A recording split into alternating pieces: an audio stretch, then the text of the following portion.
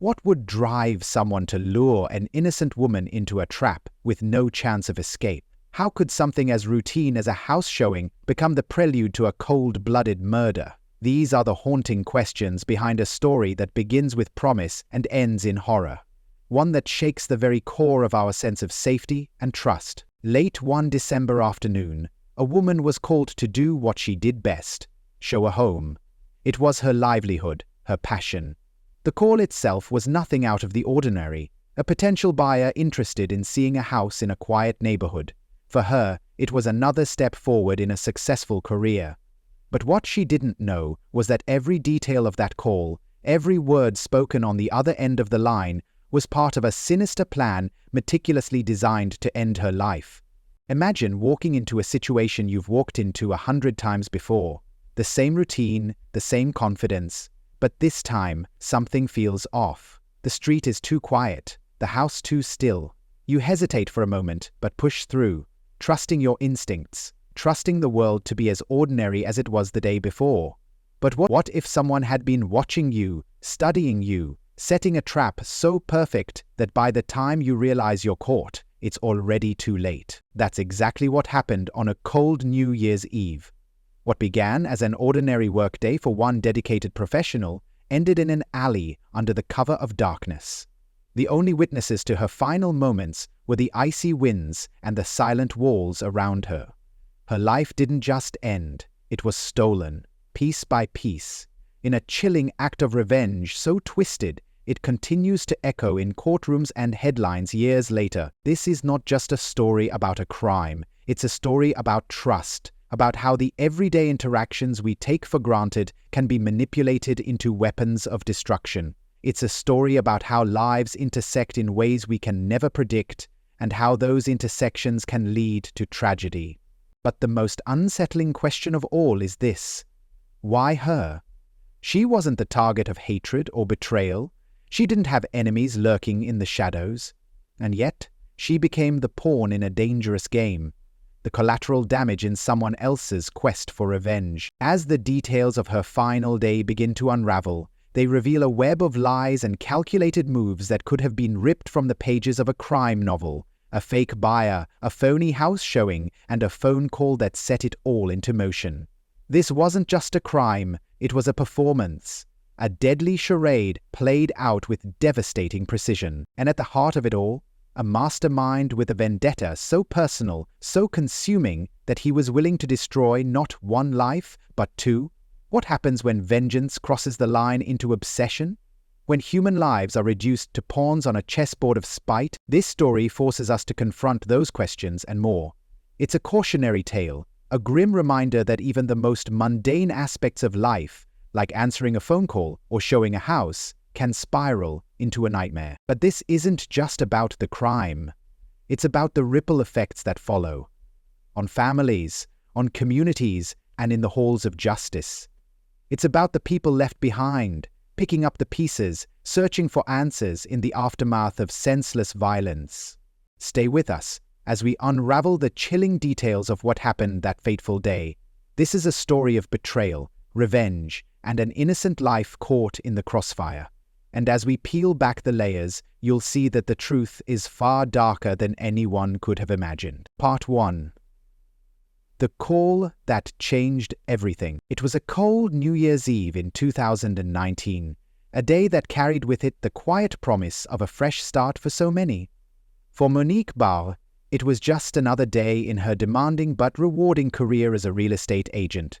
Known for her radiant personality, sharp professionalism, and deep love for her two young daughters, Monique had built a life filled with purpose and hope. She was the kind of woman who turned dreams into reality for her clients, finding them the perfect homes where their lives could unfold. That morning, Monique's phone buzzed with what seemed like an ordinary inquiry. A woman calling herself Lisa expressed interest in viewing a property in Maple Grove, Minnesota. The voice on the other end was polite, professional, and eager, nothing unusual in Monique's line of work. To Monique, it was another opportunity to help a prospective buyer while pushing her own career to new heights. But Lisa wasn't a potential client. She was Elsa Segura, a former probation officer, and her call wasn't born from the desire to buy a home. It was the first move in a dark and twisted plot, one designed to turn Monique's ordinary day into her last. Elsa knew exactly how to sound credible. Her background gave her an edge, her voice steady and confident, her tone disarming. Unbeknownst to Monique, this wasn't a random inquiry. It was a meticulously crafted plan with a singular goal: to lure her into a trap. The choice of Monique as the target wasn't arbitrary, but she was entirely unaware of the forces aligning against her. As she noted down the details of the showing, there was no indication of the storm brewing just beyond her view. Monique had a lot on her plate that day. Balancing work and motherhood wasn't easy, but she did it with grace. She spent her morning attending to her daughters, ensuring they were cared for before turning her focus to her clients. For Monique, work wasn't just a means to an end, it was her passion. Every call, every meeting was a step toward building a better life for her family. By the time she headed out to meet Lisa, the day had grown colder, the winter air biting and unforgiving. The address provided was a quiet street in a well-to-do neighborhood, exactly the kind of place Monique often worked in. She had no reason to suspect anything was amiss. What Monique didn't know was that her every move was being watched. The call had been only the first step in a carefully orchestrated scheme. As she drove toward the location, unseen players were already in motion, ensuring that she would have no chance to escape what was to come. The house, of course, didn't exist. It was merely a decoy, a facade designed to draw her into an isolated area. As Monique pulled up to the location, the street was unusually still, the kind of quiet that might have unsettled her under different circumstances. But Monique was focused on her work, not the eerie silence around her. She stepped out of her car, her breath visible in the frosty air, and glanced around. Something felt off. There was no for sale sign, no sign of life in or around the supposed property. She hesitated for a moment, pulling her coat tighter against the cold, and checked her phone to confirm the address. Everything matched. Maybe they're running late, she thought. It wouldn't be the first time a client had been delayed. Monique waited, her patience a hallmark of her professionalism. What she couldn't see were the dark figures lurking nearby, watching her, waiting for the perfect moment to strike. The choice of Monique wasn't just happenstance. She was the unintended pawn in a plot driven by revenge, a vendetta aimed not at her, but at someone she loved. The connection between her and the mastermind of this plan wasn't direct, and that made it all the more chilling. She had been chosen because she mattered to someone else, someone whose past sins had placed her in the crosshairs. As the minutes ticked by, Monique began to feel the weight of the silence. She checked her phone again, thinking about calling Lisa to confirm the appointment, but before she could act, the pieces of the plan began to fall into place, sealing her fate. This wasn't just a crime of opportunity. It was a crime of precision, planned and executed with chilling efficiency. And as Monique stood there, unaware of the danger that surrounded her, the wheels of the tragedy were already in motion. What would unfold in the next hours would shock an entire city, tearing apart families and leaving questions that still linger to this day. How could such a bright life be extinguished so suddenly? And who could have orchestrated something so cruel, so cold? Part 2. The trap is set. Monique Bohr stood on the quiet, dimly lit street in Maple Grove, trying to ignore the nagging feeling that something wasn't quite right. The house in front of her didn't look like any home she'd shown before. There was no for sale sign, no warm glow of light spilling out onto the lawn, no indication that anyone was inside waiting to meet her.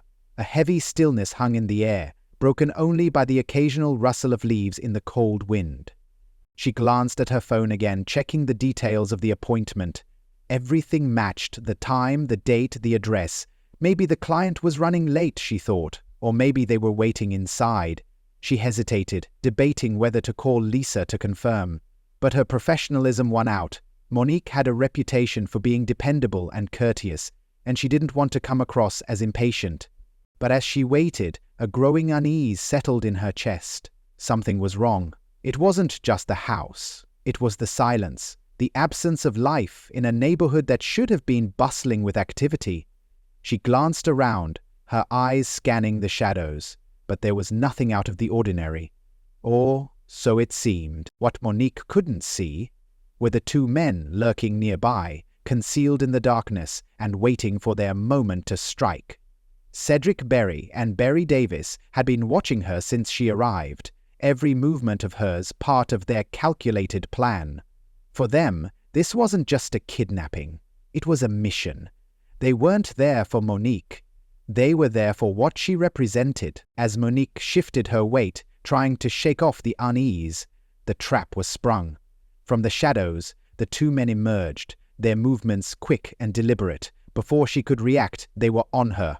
One grabbed her arms, the other covered her mouth to muffle her screams. Panic surged through Monique as she struggled against them, but the men were strong, their grip unyielding. Her keys fell to the ground with a dull clink, the sound lost in the chaos. The next moments were a blur of fear and confusion as Monique was dragged toward a waiting U-Haul truck parked just out of sight. The truck had been chosen for its nondescript nature, blending seamlessly into the suburban surroundings. Inside the truck, Monique was restrained, her cries for help muffled by the thick walls of the vehicle. She didn't know who these men were or why they had targeted her, but one thing was clear. This was no random act. The U-Haul pulled away from the curb, its headlights cutting through the darkness as it disappeared into the night. Inside, Monique's mind raced. She thought of her daughters, her family, and all the things she still had to do. Her life had been so ordinary just hours ago, and now she was trapped in a nightmare with no way out. Meanwhile, Cedric Berry and Berry Davis communicated in hushed tones, their demeanor cold and focused. They weren't acting alone. They were pawns in a much larger scheme, carrying out the orders of Lyndon Akeem Wiggins, a man whose thirst for revenge had set this tragedy in motion. Wiggins' grudge wasn't against Monique, but against her boyfriend, John Mitchell Momo. John had once been a close associate of Wiggins, their bond forged in the music industry but fractured by betrayal and accusations. Wiggins, who also dealt in drugs, had come to believe that John had crossed him, possibly even cooperating with authorities. In Wiggins's mind, Monique's abduction and death were the ultimate message, a way to punish John in the most brutal way possible. As the truck drove further from Maple Grove, Monique's fate became more precarious. She was no longer just a successful real estate agent or a devoted mother. She was a pawn in a ruthless game of revenge. And as the truck rolled through the quiet streets of Minneapolis, the weight of what was to come hung heavily in the air. By the time the vehicle reached its destination, Monique had been stripped of all illusions. She wasn't going home. She wasn't going back to her children. She was in the hands of men who had no regard for her life, and the realization was as cold and unforgiving as the winter night. The tragedy of Monique Barr wasn't just the loss of her bright future, but the brutal, calculated way her life was taken.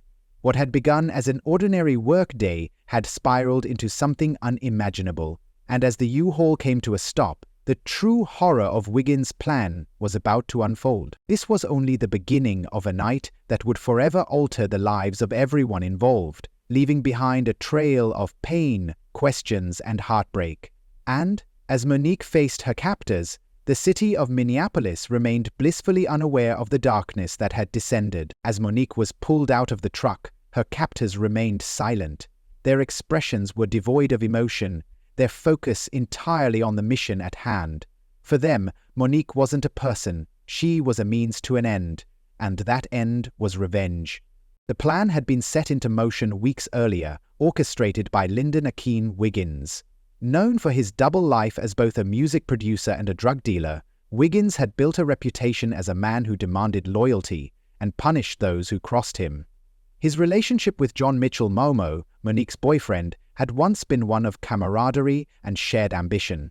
They had worked together in the music industry, sharing dreams of success. But beneath the surface, tensions brewed. Wiggins, a man with a suspicious nature, grew to distrust John. He accused John of betraying him, of being a snitch who had leaked information that jeopardized his drug operations. The accusations drove a wedge between them, turning former allies into bitter enemies. In Wiggins' mind, John had humiliated him and put his empire at risk. That betrayal demanded retribution, But for Wiggins, going after John directly wasn't enough. He wanted John to suffer in the most personal, devastating way imaginable. And that's when Monique Bohr became a target. Monique was everything John loved. His partner, the mother of his children, a shining light in his life. Wiggins saw her as the perfect pawn in his twisted game of revenge. By targeting Monique, Wiggins could send a chilling message to John. Betrayal comes with a heavy price. The plan was as cold-blooded as it was intricate. Wiggins needed people he could trust to carry it out, and that's where Elsa Segura came in. A former probation officer, Segura had the skills and connections to play her role convincingly. She used a burner phone to contact Monique, posing as a potential homebuyer named Lisa. The fake house showing was the bait, and Segura played her part flawlessly. Once Monique agreed to meet Lisa in Maple Grove, the rest of the team moved into position. Cedric Berry and Barry Davis, both seasoned criminals, were tasked with the abduction. Their role was simple but essential: grab Monique, deliver her to the designated location, and wait for further instructions. As Monique stood in the freezing air, surrounded by her captors, she couldn't have known the depths of the vendetta that had ensnared her. She was unaware of Wiggins' grudge against John, of the elaborate plot designed to destroy the life she had built. All she knew was that she was in danger, and there seemed to be no way out. Meanwhile, across town, John Mitchell Momo was completely unaware of what had happened. He had no idea that Monique had been abducted or that Wiggins' plan was unfolding with chilling precision. But Wiggins wasn't finished. As part of his plot, he had also arranged for an attack on John himself, a coordinated assault meant to coincide with Monique's abduction. In Wiggins' mind, the two attacks would amplify the impact of his message. By striking at both John and Monique, he could ensure maximum devastation. It wasn't just about revenge anymore. It was about power, control, and the satisfaction of watching his enemies crumble. As Monique was forced into yet another vehicle and taken to an unknown location, the clock was ticking. Her life hung in the balance, a pawn in a game she didn't even know was being played. And while the city of Minneapolis went about its New Year's Eve celebrations, a tragedy of unimaginable proportions was unfolding in the shadows. The vendetta that had started as a business dispute had spiraled into something far more sinister. And, as the night wore on, the true extent of Wiggins' ruthlessness would become horrifyingly clear. Monique's fate was sealed, but her story was far from over.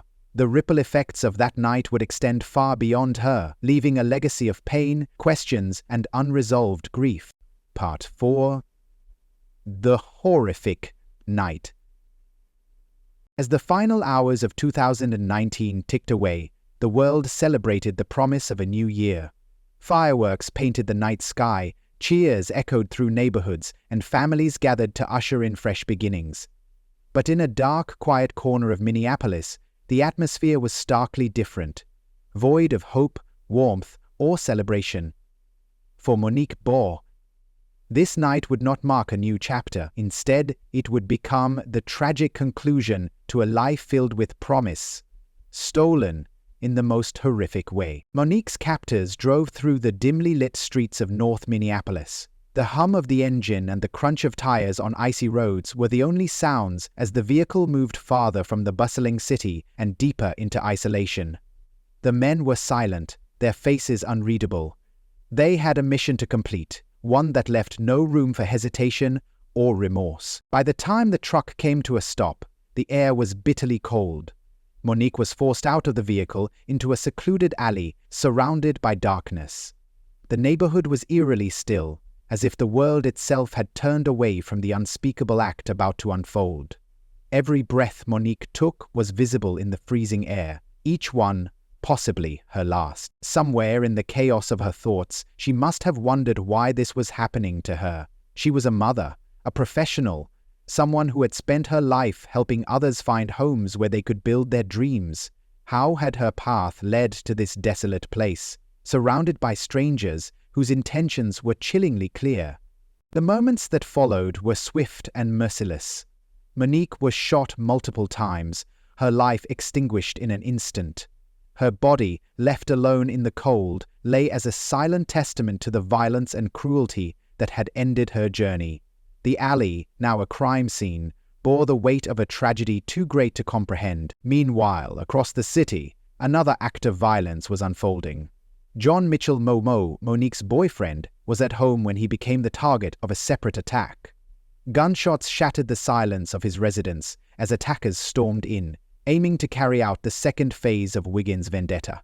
Though injured in the assault, John managed to survive, but the damage had already been done. The life he shared with Monique had been irreparably shattered. As news of Monique's murder began to spread, shockwaves rippled through the community. Friends and family were left grappling with the senseless loss of a woman who had meant so much to so many.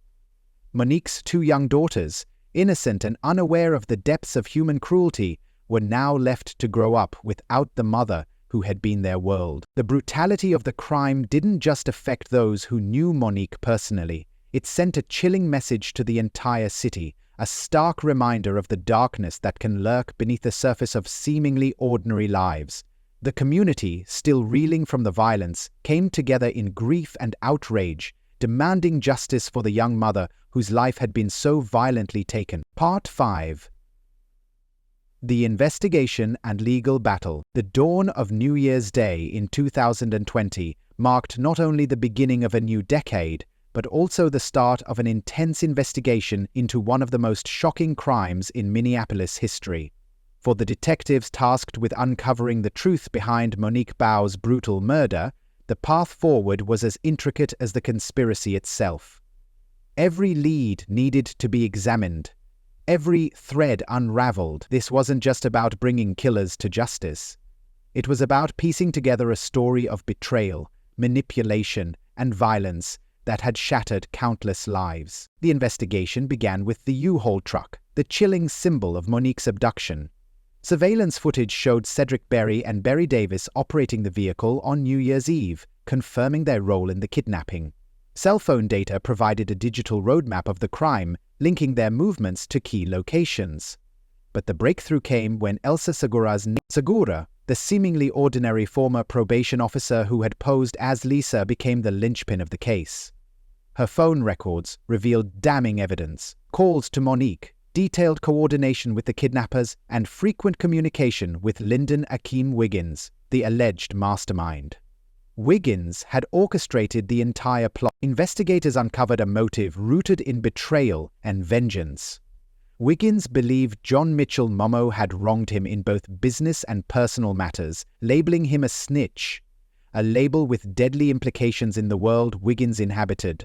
But instead of confronting John directly, Wiggins targeted the person he knew John loved the most, Monique. She was an innocent bystander dragged into a vendetta she had no part in, her life used as a pawn in Wiggins' ruthless game. As the evidence mounted, the case against the conspirators grew stronger. Surveillance videos, text messages, phone records, and witness testimony painted a damning picture. By the time the trials began, it was clear that this was no crime of impulse. It was a meticulously planned and executed act of vengeance, carried out with cold-blooded determination. The courtroom became the stage for a drama that captivated the public. Prosecutors detailed the horrifying chain of events, from the fake house showing to the brutal murder in the secluded alley. The defense attempted to shift blame, casting doubt on the prosecution's narrative, but the evidence was overwhelming. All four conspirators, Cedric Berry, Barry Davis, Elsa Segura, and Lyndon Akeem Wiggins, were convicted and sentenced to life without the possibility of parole. For a brief moment, it seemed as though justice had been served. Monique's family and loved ones, though devastated by her loss, found a measure of solace in knowing her killers would never walk free. But justice, as it often does, proved to be a complex and elusive concept. In 2023 and 2024, the Minnesota Supreme Court overturned the convictions of Elsa Segura and Lyndon Akeem Wiggins, citing issues with the jury instructions related to accomplice liability. The legal technicality sent shockwaves through the community, reopening wounds that had barely begun to heal. Now, both Segura and Wiggins face new trials, and the case remains in the public eye. For Monique's family, the fight for justice continues. The pain of losing her is compounded by the uncertainty of the legal process, a stark reminder that even the most open and shut cases can take unexpected turns. Monique's story is one of heartbreak and resilience. It's a cautionary tale about the depths of human cruelty, but also a testament to the strength of a community determined to honor her memory. Her daughters, now growing up without their mother, carry forward her legacy, supported by loved ones who refuse to let her story fade into obscurity. As we reflect on the tragedy of Monique Ball, one thing remains clear. Her life was more than the horrific crime that ended it. She was a devoted mother, a successful professional, and a beacon of light to those who knew her. Her loss serves as a stark reminder of the cost of unchecked hatred and vengeance, a cost that ripples far beyond the initial act of violence. If this story has moved you, consider this. Justice should never be out of reach, and the innocent should never suffer for the sins of others. If you believe no parent should have to leave their children because of senseless violence, subscribe to this channel. Only those who think justice doesn't matter would scroll past without subscribing. Stay safe, stay vigilant, and remember Monique Ball, a bright soul extinguished far too soon, but never forgotten.